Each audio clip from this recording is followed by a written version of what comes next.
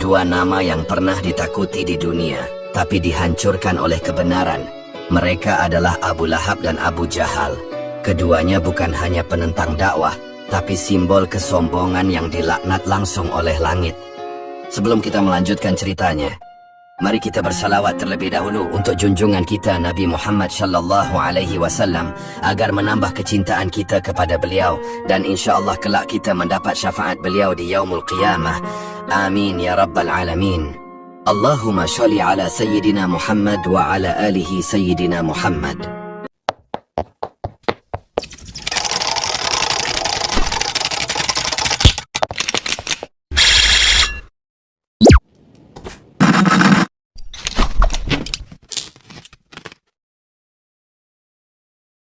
Bismillahirrahmanirrahim. Di antara para tokoh Quraisy, ada satu nama yang tidak hanya dikenal karena kedudukannya, tapi juga karena namanya diabadikan dalam kutukan abadi dalam Al-Quran. Abu Lahab. Namanya disebut bukan sebagai kemuliaan tapi sebagai peringatan, sebagai pelajaran bagi umat manusia. Nama aslinya adalah Abdul Uzza bin Abdul Muttalib. Ia adalah paman kandung Rasulullah SAW, saudara seayah dengan Abdullah, ayah Nabi. Artinya secara garis keturunan, Abu Lahab adalah bagian dari keluarga yang sangat dekat. Dalam suku Quraisy ia adalah bangsawan, terhormat, berpengaruh.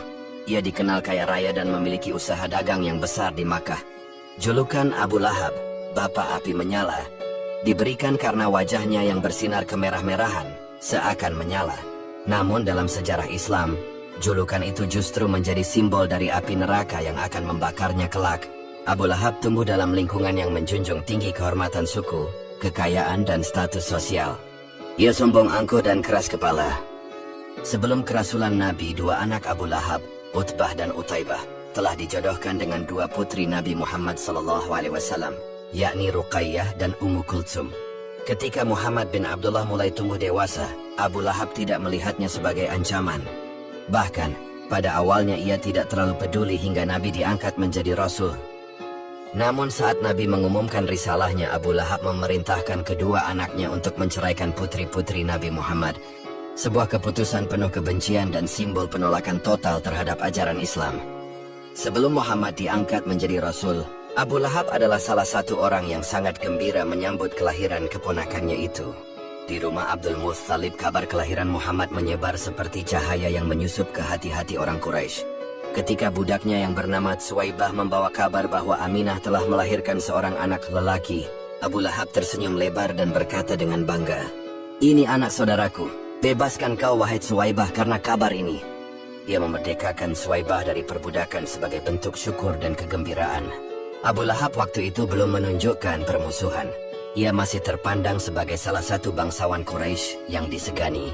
Ia menyaksikan sendiri keajaiban-keajaiban yang menyertai kelahiran Muhammad. Namun seiring waktu, ketika Muhammad diangkat menjadi Rasul dan mulai menyampaikan risalah Tauhid, segalanya berubah. Kebanggaan Abu Lahab berganti menjadi kebencian.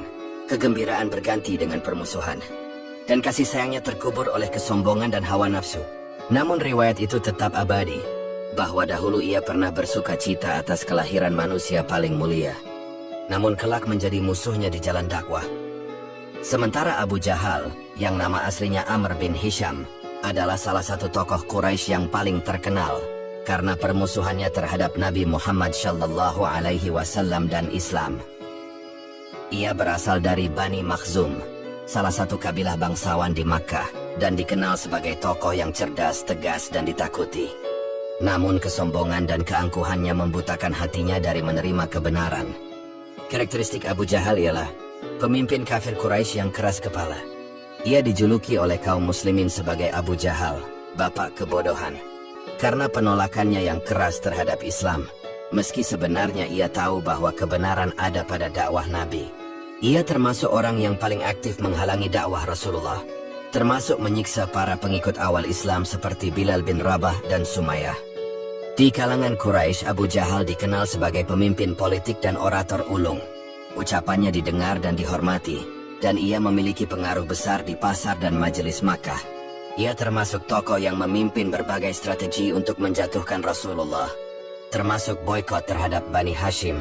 persekongkolan untuk membunuh Nabi, hingga memimpin pasukan Quraisy dalam Perang Badar. Kesombongannya membuatnya merasa tersaingi oleh ajaran Islam yang mengangkat derajat orang miskin dan budak, sesuatu yang bertentangan dengan sistem kasta Quraisy. Ia tidak hanya menolak ajaran Islam, tetapi juga menghina, mengejek, dan memfitnah Nabi Muhammad. Dalam banyak riwayat, ia termasuk yang melemparkan kotoran unta ke punggung Nabi saat sedang sujud di dekat Ka'bah. Awal penentangan terhadap dakwah Nabi. Langit Makkah belum menyadari bahwa sejarah baru saja dimulai. Rasulullah Muhammad di usia 40 tahun turun dari Gua Hira, dengan tubuh bergetar dan dada sesak oleh wahyu pertama, Iqra, bacalah. Maka sejak itu cahaya pun menyusup ke kegelapan Quraisy. Mula-mula dakwah disampaikan secara rahasia, di rumah-rumah para sahabat, di bawah pohon rindang, di lorong-lorong Makkah saat malam menjelang. Namun setelah 3 tahun wahyu terus turun, Allah perintahkan Rasulnya untuk berdakwah secara terang-terangan. Dan Rasulullah naik ke Bukit Syafa sambil menyeru, "Wahai Bani Fihr, wahai Bani Adi, wahai seluruh Quraisy, berkumpullah kalian semua." Orang-orang keluar dari rumah mereka, tua muda, lelaki dan perempuan, datang mendekat. Abu Lahab pun datang, matanya mencurigai, hatinya ingin tahu apa yang akan disampaikan oleh keponakannya. Ketika semuanya sudah berkumpul, Rasulullah berkata, "Wahai kaumku, jika aku katakan bahwa di balik bukit ini ada pasukan yang hendak menyerang kalian, apakah kalian percaya?" Mereka menjawab, "Kami percaya karena engkau tidak pernah berdusta, wahai Muhammad." Rasulullah pun melanjutkan, "Wahai manusia, ucapkanlah la ilaha illallah. Tiada Tuhan selain Allah, niscaya kalian akan beruntung. Sesungguhnya aku adalah pemberi peringatan kepada kalian sebelum datang azab yang amat pedih. Tinggalkanlah Lata dan Uzza, tinggalkanlah Manat dan Hubal.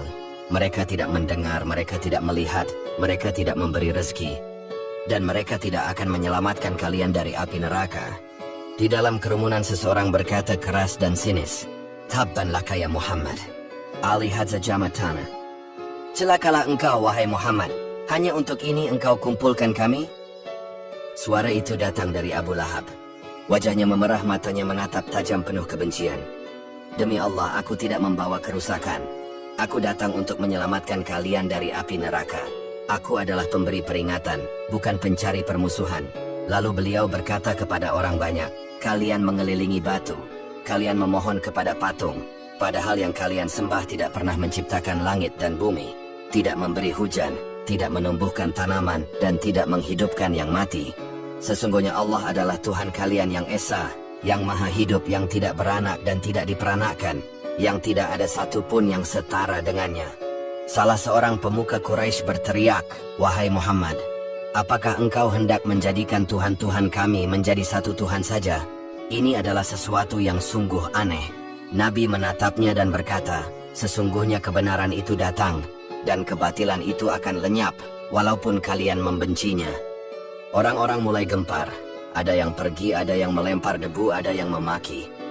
Namun Nabi tetap berdiri sendiri teguh di tengah gurun yang mengarah ke keabadian. Sejak saat itu ia menjadi penghalang besar dakwah. Maka Allah pun menurunkan wahyu, "Tabbat yada Abi Lahabin wa tab." Binasalah kedua tangan Abu Lahab, dan benar-benar binasa dia. Quran Surah Al-Masad ayat 1. Hartanya dan apa yang ia usahakan tidak berguna. Kelak dia akan masuk ke dalam api yang bergejolak, dan istrinya pemikul kayu akan membawa tali dari sabut di lehernya. Meski dekat secara darah, namun permusuhan Abu Lahab bukan sekadar politik atau keluarga, tapi kebencian ideologis dan spiritual. Ia menolak bukan karena tidak mengerti dakwah Nabi, tapi karena sombong dan takut kehilangan kekuasaan dan kehormatan duniawi. Ini menjadi pengingat bahwa kedekatan nasab tidak menjamin iman, dan permusuhan terhadap dakwah bisa datang dari orang-orang terdekat. Sementara itu Abu Jahal pun tidak tinggal diam. Ia berkata, "Demi Lata dan Uzza, aku akan injak-injak wajah Muhammad dengan kakiku kalau dia tetap sholat di dekat Ka'bah." Suatu hari Rasulullah sedang sujud di dekat Hajar Aswad. Abu Jahal datang membawa kotoran unta dan melemparkannya ke punggung Nabi, dan Rasulullah tidak bangkit hingga Fatimah kecil datang membersihkan tubuh ayahnya sambil menangis. Abu Jahal tertawa puas. Orang-orang tertawa bersamanya. Tapi langit tidak tinggal diam. Malaikat mencatat dan bumi menjadi saksi. Hari-hari berlalu, Rasulullah terus berdakwah. Tapi Abu Lahab dan Abu Jahal terus memprovokasi. Mereka mengejek, mereka menyiksa, mereka memfitnah, mereka berusaha memadamkan cahaya yang telah Allah nyalakan. Namun siapa yang mampu melawan cahaya yang datang dari langit? Maka semakin panas oleh gema kalimat Tauhid. La ilaha illallah Muhammadur Rasulullah. Satu demi satu hati mulai tersentuh. Kaum lemah, budak dan orang miskin berbondong-bondong masuk Islam. Mereka menemukan cahaya yang tidak bisa diberi oleh berhala. Melihat itu, Abu Jahal dan Abu Lahab merasa gentar. Mereka tahu bila Muhammad dibiarkan berbicara, maka seluruh Makkah bisa runtuh dalam satu kalimat yang menyatukan semua kasta. Maka mereka pun berkumpul di Darun Nadwah, tempat para pembesar Quraisy bermusyawarah. Abu Jahal berkata, "Kita tidak bisa membiarkan Muhammad bebas berdakwah. Kita harus menyebarkan fitnah. Kita harus merusak citranya di depan orang-orang." Lalu mereka mengirim orang-orang ke pasar-pasar untuk menyebarkan berita bahwa Muhammad adalah penyair gila, tukang sihir, pembawa perpecahan. Abu Lahab mendatangi para kafilah. Ia berkata kepada orang-orang, "Jangan dengarkan Muhammad. Ia adalah tukang sihir. Ia memecah belah keluarga. Anak bisa melawan ayah, budak menentang tuan. Kerusakan akan terjadi jika kalian mengikutinya." Dalam sebuah riwayat disebutkan, Nabi SAW berkata kepada seorang kafilah dari luar Makkah, "Wahai kaumku, aku tidak meminta imbalan apa-apa. Aku hanya menyeru kalian untuk menyembah Allah semata dan meninggalkan sembahan-sembahan selainnya." Mereka mulai tertarik, mereka mendekat. Namun tiba-tiba Abu Lahab datang. Mereka memandangnya sebagai orang tua terhormat. Abu Lahab berkata, "Wahai kaumku, aku adalah pamannya, dan aku lebih tahu siapa dia. Jangan dengarkan dia. Ia adalah orang gila. Ia membawa kebohongan. Ia akan membuat kalian hancur seperti kami." Maka orang-orang pun pergi, dan Nabi SAW berdiri sendiri. Sementara itu Abu Jahal menyusun strategi yang lebih kejam. Ia mengumpulkan para pemuda Quraisy. "Siapa di antara kalian yang siap meludahi Muhammad jika melihatnya di jalan? Siapa yang berani menginjakkan kakinya ke lehernya saat ia sujud?" Anak-anak kecil diajari melempari batu dan pasir. Bahkan saat Rasulullah berdakwah di Taif, Abu Lahab mengirim orang untuk mengejarnya. Dan ketika Nabi kembali dari Taif penuh luka dan debu, Abu Lahab menutup pintu Makkah untuknya. Ia berkata, "Jangan biarkan Muhammad masuk. Ia pantas hidup di luar kota seperti orang terbuang." Kedurhakaan Abu Lahab dan istrinya. Di antara manusia yang paling dekat secara darah dengan Rasulullah, justru ada dua orang yang paling keras permusuhannya. Mereka bukan orang asing, bukan dari musuh luar. Mereka adalah keluarga sendiri, paman dan istrinya, Abu Lahab dan Ummu Jamil. Abu Lahab tidak hanya memusuhi Nabi di pasar dan di jalan, ia memerangi dakwah hingga ke dalam rumah. Ia menghasut kerabat, menggertak Bani Hashim, dan menyebarkan fitnah agar Muhammad diusir dari Makkah. Istrinya Ummu Jamil pun bukan perempuan biasa. Ia adalah Arwa binti Harb, saudari dari Abu Sufyan, wanita kaya raya, berpengaruh di kalangan wanita Quraisy. Namun hatinya hitam, matanya penuh dendam. Setiap malam Ummu Jamil keluar diam-diam membawa duri ranting dan kayu tajam. Ia letakkan di jalan yang biasa dilalui Rasulullah saat menuju masjid untuk salat subuh, agar kaki beliau terluka, agar langkah dakwah terhambat. Dalam riwayat disebutkan bahwa Ummu Jamil juga menyebarkan bait-bait syair hinaan terhadap Nabi. Ia berkata di antara wanita-wanita Quraisy, "Kami benci anak dari Abdullah yang membawa agama asing ke tanah Arab, yang menuduh leluhur kami sesat, yang mengoyak kain kebanggaan kami." Sementara Abu Lahab menyambut delegasi dari luar Makkah dan berkata, "Wahai kafilah dari Yaman, dari Taif, dari Najd, jangan dengarkan Muhammad. Ia telah memecah rumah kami. Ia telah menghina Tuhan-Tuhan kami. Ia ingin menghapus semua kebanggaan kami." Pada suatu hari Abu Lahab mendengar kabar bahwa Nabi telah mengumpulkan para sahabat di rumah Al-Arqam. Ia mengutus orang untuk mengawasi dan mengancam siapa saja yang mendekat. Ia berkata, "Demi Lata dan Uzza, jika anakku masuk rumah Muhammad, aku akan patahkan kakinya dengan tanganku sendiri." Di sisi lain, Ummu Jamil mulai mencaci Nabi secara terang-terangan. Ia datang ke Ka'bah dengan batu di tangannya dan berkata, "Di mana dia si anak Abdullah itu? Akan kupukul wajahnya dengan batu ini. Ia telah mencela suamiku. Ia telah menghina aku dalam ayatnya." Saat itu Rasulullah duduk bersama Abu Bakar dan Allah melindungi Nabi dari pandangannya. Mata Ummu Jamil tidak bisa melihat beliau, lalu ia pergi dengan penuh kemarahan. Tidak lama setelah itu, turunlah ayat yang mengabadikan mereka berdua dalam kutukan abadi, surah Al-Lahab, dengan kata-kata yang membakar lebih dari api. Tabbat yada Abi Lahabin wa tab, ma aghna anhu maluhu wa ma kasab, sayasla naran dhata lahab, wa imra'atuhu hammalatal hatab, fi jidiha hablun min masad. Binasalah kedua tangan Abu Lahab, dan benar-benar binasa dia, hartanya, dan apa yang ia usahakan tidak berguna sedikit pun. Kelak dia akan masuk ke dalam api yang menyala-nyala, dan istrinya akan membawa kayu bakar, yang di lehernya ada tali dari sabut yang dipilin. Ibnu Abbas menafsirkan bahwa kayu bakar adalah simbol dari hasutan, fitnah, dan peran aktif Ummu Jamil dalam menyalakan kebencian terhadap Rasulullah, dan tali dari sabut itu adalah kehinaan yang akan menjeratnya, sebagaimana ia menjerat umat dengan fitnah. Dan ketika kaum muslimin mulai bertambah banyak, Abu Jahal mengusulkan boykot. Mereka sepakat untuk mengasingkan Bani Hashim dan Bani Abdul Muttalib. Mereka tulis perjanjian dan gantungkan di dalam Ka'bah. Tiada jual beli, tiada pernikahan, tiada hubungan dengan keluarga Muhammad. 3 tahun kaum muslimin bertahan di lembah kering di luar Makkah. Tanpa makanan, tanpa bantuan, anak-anak menangis karena lapar. Para sahabat bertahan dengan dedaunan dan kulit pohon. Sementara Abu Lahab dan Abu Jahal duduk di rumah mereka dengan angkuh. Mereka kira mereka menang, padahal mereka sedang menggali kehinaan mereka sendiri, dan langit terus mencatat, dan bumi menjadi saksi, bahwa kebencian mereka bukan hanya kepada Muhammad, tapi kepada kebenaran yang dibawa olehnya. Kematian Abu Jalal di Perang Badar. Hari itu fajar menyingsing di lembah Badar, langit tenang tapi bumi berguncang oleh 2 pasukan yang saling menatap. 313 kaum muslimin berdiri dengan keyakinan dan iman, sementara 1000 pasukan Quraisy datang dengan sombong dan senjata lengkap. Di tengah pasukan Quraisy berdiri Abu Jahal, matanya tajam, suaranya lantang. Ia berkata, "Demi Lata dan Uzza kita tidak akan kembali sebelum menginjak leher Muhammad dan para pengikutnya." Ia membawa kuda terbaik, pedangnya mengilap, di sampingnya para pemuka Quraisy berdiri dengan kesombongan. Sementara di sisi lain Rasulullah mengangkat tangan ke langit. "Ya Allah, jika pasukan ini binasa, maka tidak ada lagi yang akan menyembahmu di bumi ini. Ya Allah, penuhi janjimu kepada hambamu." Abu Jahal mendengar kabar bahwa Bani Hashim enggan melawan Muhammad.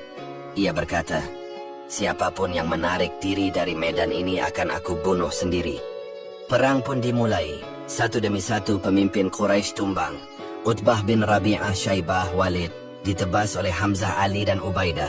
Sementara di tengah kekacauan 2 pemuda Ansyar berlari ke arah barisan tengah Quraisy, Muhammad bin Maslamah dan Mu'adz bin Amr bin Jamuh. Mereka bertanya kepada sesama sahabat, "Wahai saudaraku, tunjukkan kami mana Abu Jahal. Kami ingin menebasnya karena ia musuh Allah dan Rasulnya." Mereka menerobos barisan, menyerang dengan semangat membara. Pedang pertama menghantam kaki Abu Jahal, pedang kedua menghantam tubuhnya. Abu Jahal terjatuh ke tanah, namun ia masih hidup. Terengah-engah penuh darah, Abdullah bin Mas'ud datang mendekat. Melihat musuh bebuyutan Nabi, tergeletak tak berdaya. Abu Jahal mendongakkan kepala dengan penuh kesombongan. Ia berkata, "Siapa kau?" Abdullah menjawab, "Aku adalah Abdullah bin Mas'ud, gembala kambing yang dulu engkau hina." Abu Jahal tertawa pahit. "Celakalah engkau, hai penggembala hina. Kau telah naik tinggi. Katakan pada Muhammad bahwa aku mati sebagai pembesar Quraisy." Abdullah bin Mas'ud pun menebas lehernya dan membawa kepalanya ke hadapan Rasulullah. "Inilah musuh yang dulu berkata akan menginjak wajahmu, wahai Rasulullah. Kini ia dikalahkan oleh 2 pemuda yang imannya lebih tajam dari pedang." Kematian Abu Lahab yang hina. Makkah sunyi ketika kabar kekalahan Quraisy dari Badar kembali mengguncang. Pemuka-pemuka yang dulu membusungkan dada kini tiada. Utbah bin Rabi'ah, Syaibah bin Rabi'ah, Walid bin Utbah, Abu Jahal dan lainnya tewas di tangan pasukan kecil yang berdoa sebelum berperang. Di rumahnya yang megah Abu Lahab mendengar berita itu, ia terdiam. Tidak bicara, tidak memaki, hanya dadanya yang bergemuruh, matanya merah menahan malu. Ia tahu kehormatannya runtuh bersama nama-nama yang dikubur di Badar. Hari-hari berlalu, tahun-tahun pun berganti, dakwah Nabi semakin kuat, jumlah pengikutnya bertambah. Sementara Abu Lahab dan istrinya tetap dalam kebencian dan kedurhakaan.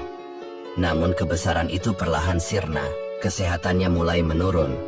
Wajahnya yang dulu kemerah-merahan berubah kusam, langkahnya yang dulu tegak kini goyah. Pada tahun ke-7 kenabian, Allah menurunkan bencana kepadanya. Ia terserang penyakit kulit. Sebagian menyebutnya seperti campak bernanah, sebagian ulama menyebut penyakit kulit menular yang mematikan. Badannya mengeluarkan bau busuk, kulitnya membusuk perlahan. Anak-anaknya menjauh, istrinya sendiri enggan dekat. Kerabat yang dulu bangga kepadanya, kini takut. Tak seorang pun mau mengurusnya. Ia ditinggalkan di dalam rumah, sendirian, menggeliat, mengeluh, dan akhirnya menghembuskan nafas dalam kehinaan. Tubuhnya dibiarkan selama 3 hari, tak ada yang berani mendekat. Baunya menyebar ke sudut-sudut gang Makkah, hingga penduduk mulai mengeluh. Akhirnya anak-anaknya menyewa budak, meminta mereka menyeret mayat ayah mereka ke padang terbuka, dan melemparkannya ke lubang yang digali dari kejauhan. Lalu mereka lemparkan batu-batu besar dari atas untuk menutupi jasadnya. Allah jadikan harta itu tidak berguna sedikit pun, bahkan tidak mampu menyelamatkannya dari sakit dan kematian. Adapun istrinya Ummu Jamil, meninggal tidak lama setelah itu, dalam keadaan hina, dengan hati yang keras, dan lidah yang kering dari iman. 2 nama yang pernah mengguncang Makkah, Abu Lahab dan Abu Jahal. 2 pemimpin yang disegani di dunia, tapi dibinasakan oleh langit. Keduanya punya kekuasaan, punya harta, punya pengaruh, tapi keduanya tidak punya cahaya di dalam hati. Ketika kebenaran datang mereka menolaknya. Ketika risalah dibawa oleh darah dagingnya sendiri mereka mencacinya. Ketika kalimat tauhid menggema mereka menutup telinga. Mereka pikir mereka akan menang, mereka pikir jumlah mereka cukup. Tapi mereka lupa bahwa kekuatan bukan pada jumlah, melainkan pada keimanan. Wahai diri, ambillah pelajaran dari mereka yang ditinggikan di bumi, tapi dihinakan oleh langit, karena bukan jabatan yang menyelamatkan, bukan harta yang melindungi, dan bukan garis keturunan yang membela di hadapan Allah. Yang menyelamatkan hanyalah keimanan dan kejujuran dalam menerima kebenaran. Wahai jiwa, jangan jadi seperti Abu Lahab yang menolak kebenaran karena ego. Jangan seperti Abu Jahal yang membenci karena takut kehilangan kuasa. Semoga kita tidak menjadi seperti mereka yang keras kepala terhadap wahyu dan cinta dunia. Mari kita perbanyak sholawat kepada Nabi Muhammad sallallahu alaihi wasallam. Allahumma shalli ala Sayyidina Muhammad wa ala ali Sayyidina Muhammad. Jangan lupa sahabat, like jika kalian merasa video ini penuh pelajaran, subscribe untuk terus mengikuti kisah-kisah Islam yang penuh hikmah. Share kepada keluarga dan teman, agar lebih banyak yang mendapatkan cahaya dari sejarah. Dan tulis komentar terbaikmu tentang pelajaran yang paling menyentuh hatimu dari kisah ini. Semoga kita semua dipertemukan dengan Nabi Muhammad di Telaga Al-Kautsar. Wassalamualaikum warahmatullahi wabarakatuh.